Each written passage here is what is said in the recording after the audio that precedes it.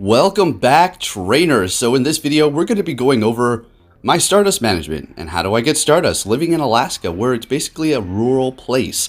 Now, there are a few areas where we have some pretty good cluster spawns, and then if you do go downtown, you'll have an abundance of Pokestops. Well, it's a bit of an exaggeration. You don't really have an abundance, but you have one every, I don't know, few minutes if you're walking, and if you're in a car, you'll be able to hit them pretty frequently. Nonetheless, how do I collect all this Stardust? And I'm gonna tell you guys. And the reason why I'm making this video is because I was getting a ton of questions. How do you have so much Stardust? How do you have so much? On a lot of videos. Not everybody's been watching me since the beginning. And I will just fill you in here, right? I'm gonna say this. I'm gonna give you a warning. You're not gonna like the answer. And it is because of where I live, as well as Pokemon Go. YouTube is my job, so the more that I spend, the more I'm going to be able to write off of my taxes, right? Simple as that, just a business.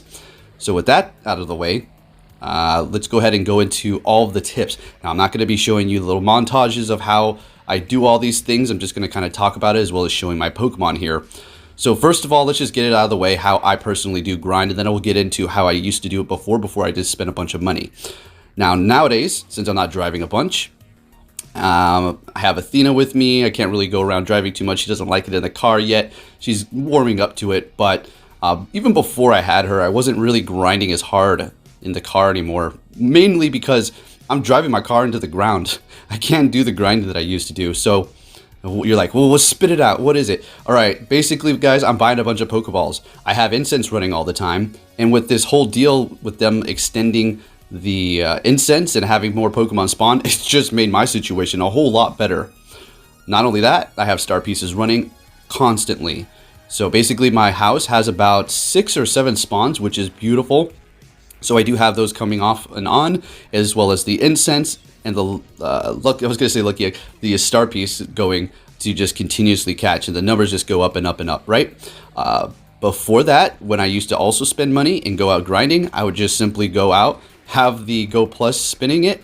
Now I'm gonna say this, it's not the actual Go Plus, the official Nintendo one. What I'm using is before the Gacha, the Autocache, and now I'm using the Dual Catchmon, and there is the Catchmon Go, which has the egg in it. I'm personally just sticking to the Dual Catchmon right now because it's come in handy because of my son playing, so I can connect his as well. Now, a major contributor to all of this Stardust is going to be straight up the Autocache Devices. And which one do I recommend? I made many videos on this. We have the Gacha, which is the wristband, the Dual Catchmon, which I've done a review on, and I loved it. I still do. And then we have the Catchmon Go. I think there's like maybe, like you have the Gacha version too, which is complete trash. Don't even waste your time. Don't waste your time. I've heard people had good experiences with it, so if you did, then great. If not, just don't even waste your time. Go straight for the Dual Catchmon or the Catchmon Go, which has the egg in it. All right. If you have the Pokemon Go Plus or the Pokeball Plus, which is going to spin stops automatically if you do have a Pokemon inside, I mean, you know, that could work as well, but it's not going to be catching the Pokemon. It doesn't really matter what you do. It's just always going to, you know, make you push the button. And that is major.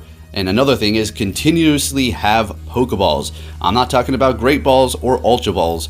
I'm talking about regular Pokeballs. Those are my best friend. I love those more than anything when it comes down to any balls, right?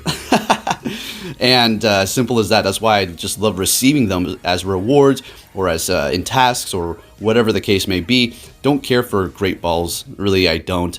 When I'm out grinding, I'm going to be realistic. Since I'm in Alaska and everything's so spread out, I'm in my car.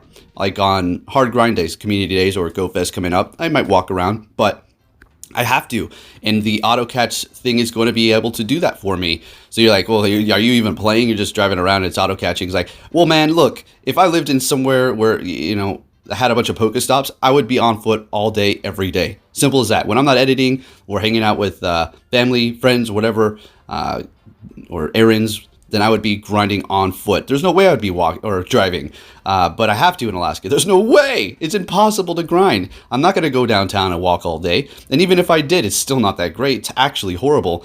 So yeah, I have to use my car here. But if you're in a place with a bunch of stops so you don't really have to do much, well, you're in luck. All right. So far, what do we have? Autocache device. Always have Pokeballs and a star piece on. I don't always keep having a star piece on because that's going to get a little expensive. I mean, I could keep up with it, but I sometimes the Go Plus or the Auto Catch, the Dual Catch Mon disconnects. They always do after a certain amount of time, and the star piece will be wasted. So look at this Bellsprout. I mean, this is just one example of things that I just maxed out, and I still have an abundance of Stardust. So, you know, I'm not just spitting out random things here. This is exactly what I'm doing to collect all of this dust, right? And taking a look at all my legendaries and, or should I say 100% IV Pokemon maxed out.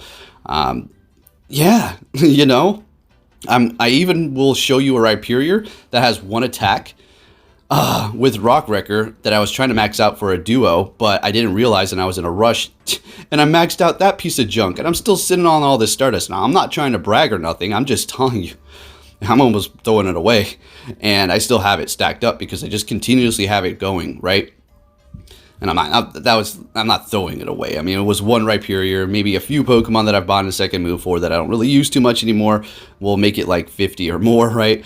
But yeah, and then the next step is going to be feeding your Pokemon in a gym berries and other Pokemon in a gym. Don't throw away your berries. Always feed them berries. All right, until they're maxed out or you have no more. Don't feed them golden raz or silver. If you want, you know, by all means, go ahead. If you want to feed them a golden raz just to, you know, fill up their health, then obviously do that. But don't sit there and try to get Stardust by using golden or silver pineapples, because that's not the way to go. Unless you're like stacked on them somehow, right? So looking at that Rhyperior that I maxed out, just showing you little examples here, and I'm still stacked on it. We're going to take a look at the Shadow Pokemon, as well as all the legendaries that have a third move, which is going to be an extreme investment. And wow, have we spent a lot of Stardust. Some of these Shadow Pokemon cost 500,000 Stardust to max out and buy that secondary move. I'm not even joking. Like around 410k, right? But that's extremely expensive. All right, the next thing is you're going to want to kind of sync up your eggs. And when you do hatch them, make sure you have a star piece on. That's it. That's really it. Yeah, basically. And is there any specific eggs that I, you know, try to hatch? Not really.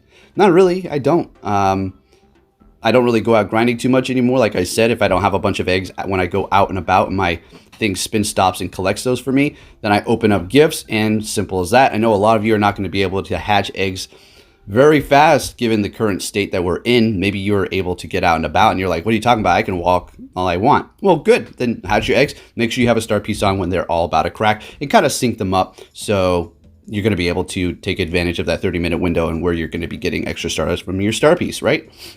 That's going to be key. And obviously 10Ks are going to be yielding you the most Stardust. If you want to go ahead and do that, then you can do that. But honestly, like I said, I don't really care. I just put them in the incubators and hatch them. I'm not even trying to get shinies. Literally, it's all about the Stardust to me.